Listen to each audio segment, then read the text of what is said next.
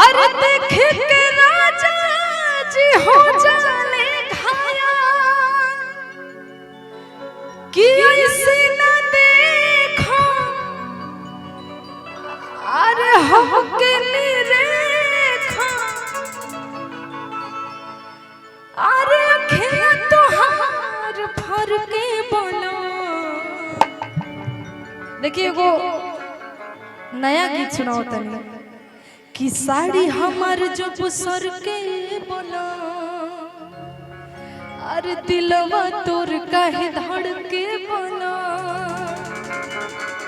ओढ़नी हमार जब सर के बोला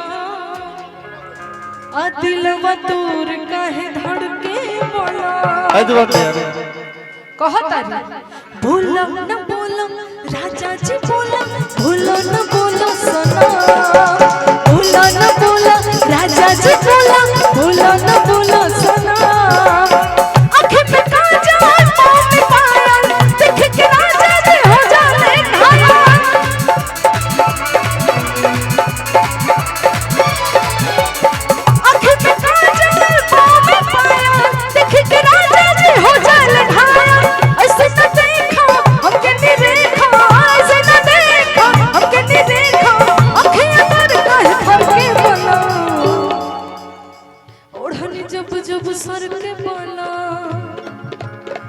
ओढ़नी जब जब सर के बोला दिलवा तोर काहे धड़ के बोला ओढ़नी जब जब सर के बोला दिलवा तोर काहे धड़ के बोला।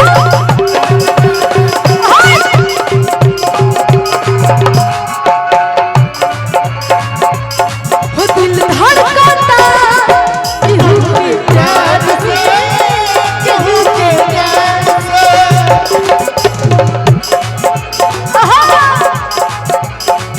मन मस्त भइल बा मस्ती में बैठल प्यार की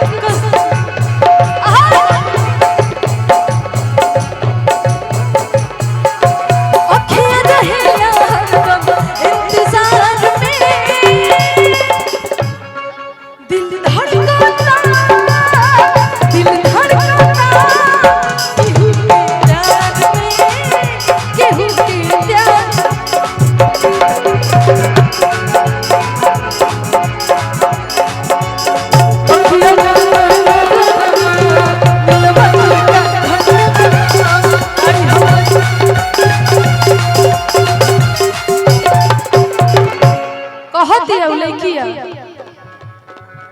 सोचे लगा है तोहरे दम में हर तोहरी ला राजा जी बनी तैयार।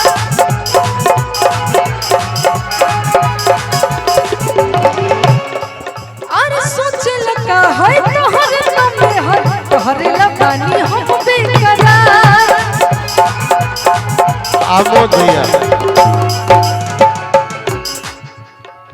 और सोच सबरी और तोहरे ला राजा जी कहिया ले बानी हम तैयार।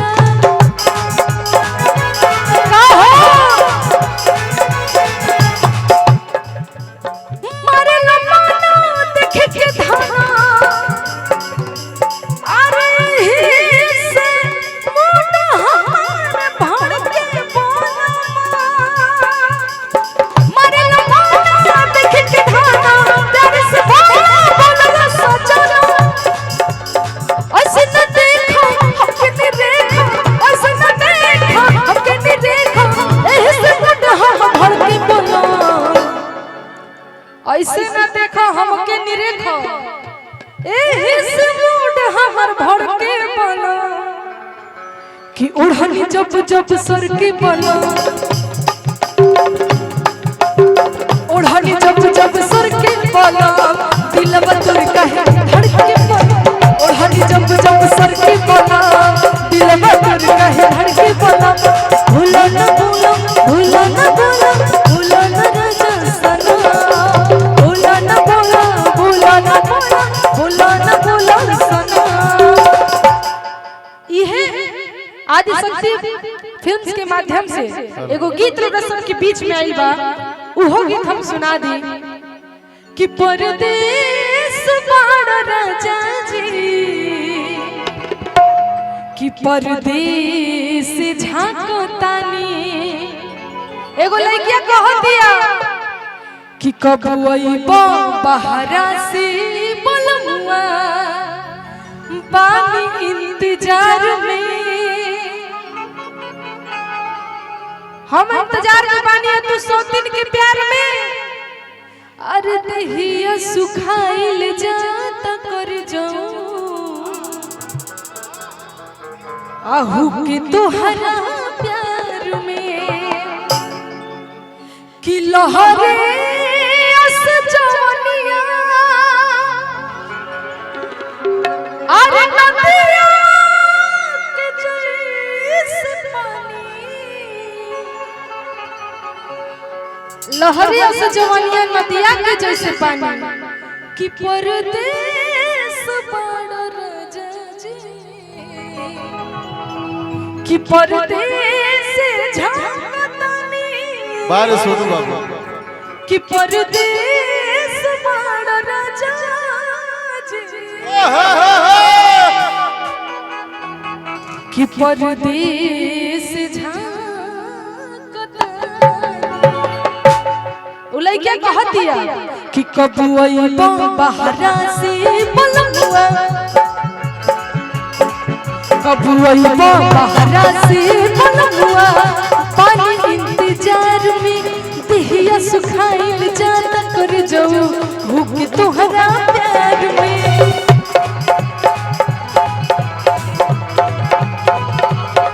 लहरे अस जवनिया नदिया के जैसे पानी लहरे अस जवनिया नदिया के जैसे पानी परदेस बड़ राजा जी परदेस परदेस बड़ राजा जी परदेस झांकतानी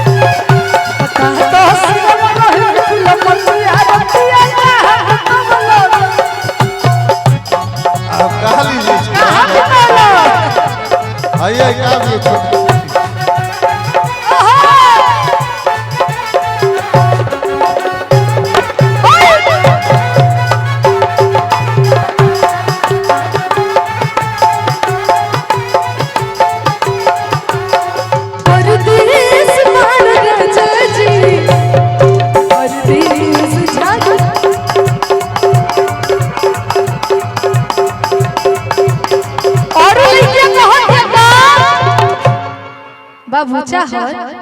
थोड़ा लिख चाहिए इधर आइए मान लीजिए कि आपका बिस्तर है मैं समझी कि पिया का है बिस्तर और पिया से भसुर कब आ गया पता ही नहीं चला कहत है कबुल धके तकिया अरे हम सोते हो से जपा ए बाबू कि जियरा जराई दिला आहै को मसीने जुबा कि होठावा के रस चुवे कि बरसात जैसे छानी कि परदेस बड़ राजा जी आ परदेस झांकतानी कहत लड़किया कपले धके तकिया हम सोते हो से छुपा जियरा जराए दिला कम सीने छुपा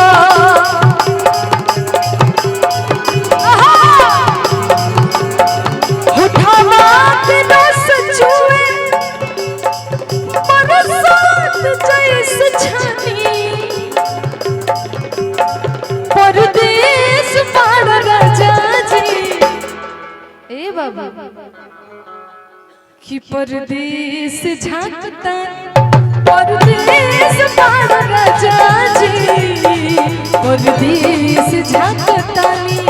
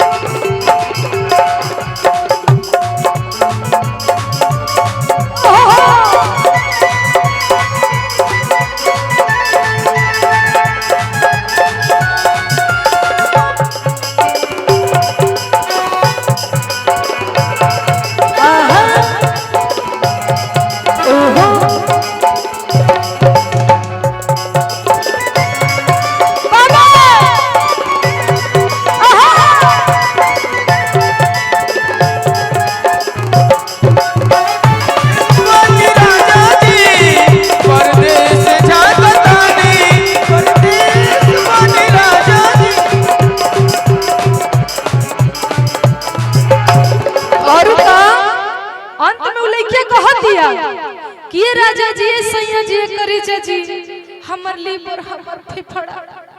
काहे नहीं खसुनत बतिया तोहरा बिना बिना सैया के है सिंगार अधूरा कि सब खुशियार फीका अरे ठाली मधेसवा अमर दे उधर गई उहे हो दुखवा पूछे आज कर पियावा विदेशवा तोहरो पियावा विदेशवा का हो ए करे जा हेने सुना हेने तक तोहरो पियावा विदेशवा का एही जे बा विदेश बानो डेढ़ कि सब खुशियार फीका अरे उठलानी मधेसवा तो उहे हो दुखवा जाने जिक पियावा विदेशवा बारे तो हुआ बात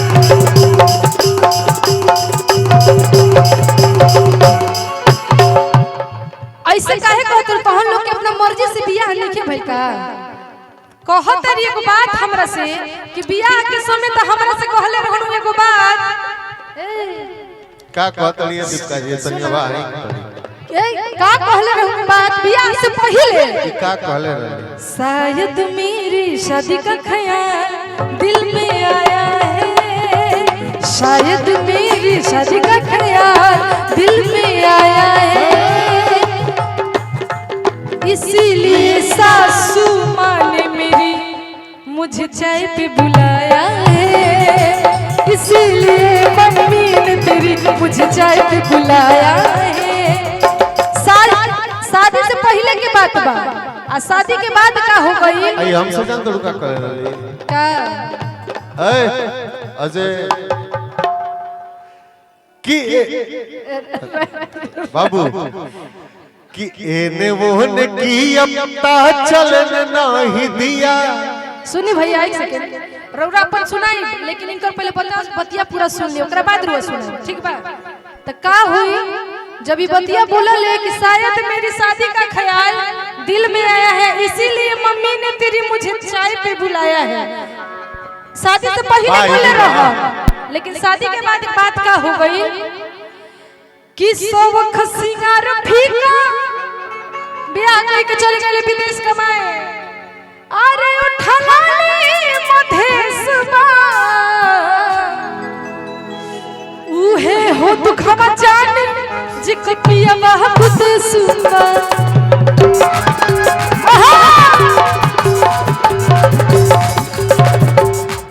तो आलम दिल साग अरे दीपिका के बुझा परसानी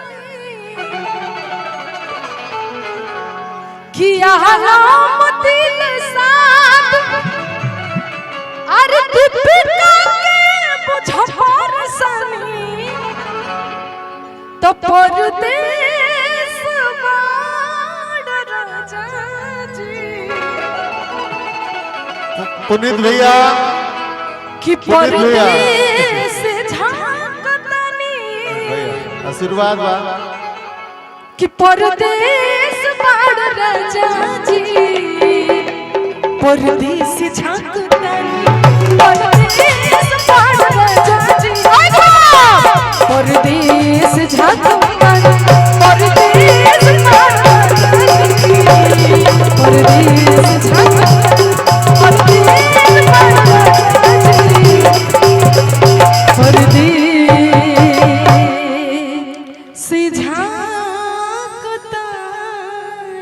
पुनीत साई जी हम सभी के बीच उपस्थित थे बड़े भैया। अगर अच्छा लगा